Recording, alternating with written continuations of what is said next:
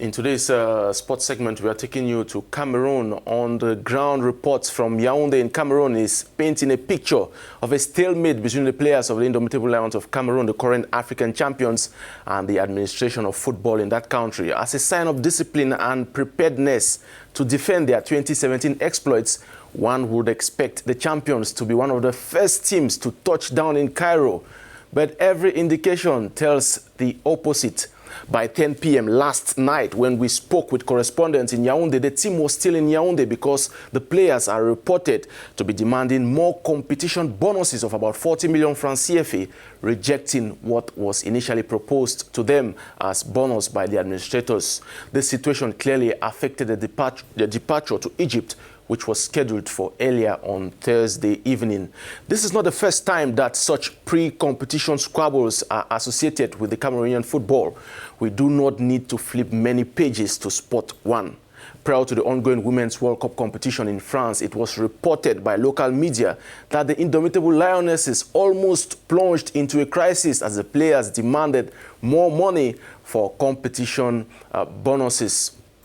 One man who lived the darkest moments in the Lions' den, former captain turned benefactor Samuel Eto'o, recently has been a companion of the national teams of Cameroon.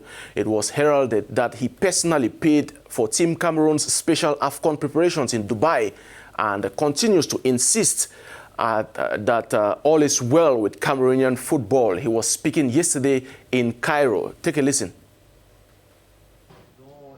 On the general situation of the Cameroonian national team, there's no crisis as you are trying to make it out. Cameroon will organize its CAN in 2021, and I don't want to brag, but I think it will be the best CAN ever organized. The plane is in Yaounde to bring the team to Cairo, and they will be traveling in an amazing condition. And the only thing that we now hope for is that they continue to inspire us like they usually do. All right, while hoping that the team finally leaves Yaounde today, June 21st, for Egypt, the scene is indicative of the fact that most will not want to wash their dirty linen in public. And we move over to the competition itself, which kicks off later tonight as host Egypt takes on Zimbabwe. One man to watch out for throughout the competition is Mohamed Salah, the reigning African Footballer of the Year, champions of Europe trademark club football. Just like most who ply their trade in Europe, the football season is very demanding, coupled with the qualifiers of the AFCON and other international friendlies. There is usually a high risk of burnout at the end of the season, and that's why we are keen on who can possibly suffer. The following statistics are courtesy of B-Win. Now, if you take a look, Kalilou Koulibaly of Senegal and Napoli has played over 9,500 minutes of football in the last 2 seasons, followed by Mo Salah of Egypt and Liverpool. Sadio Mane of Senegal, too, is high on the list of possible cracking, according to these statistics.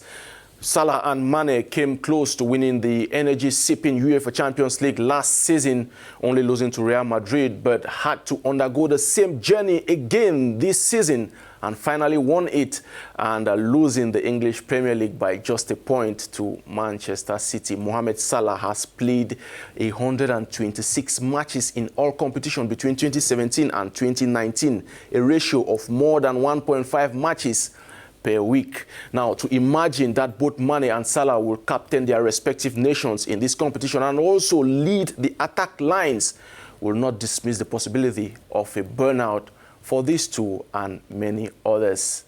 All these are mere statistics. We should say the reality is on the pitch. More sports news and updates on AFCON only on Africanews and Africanews.com.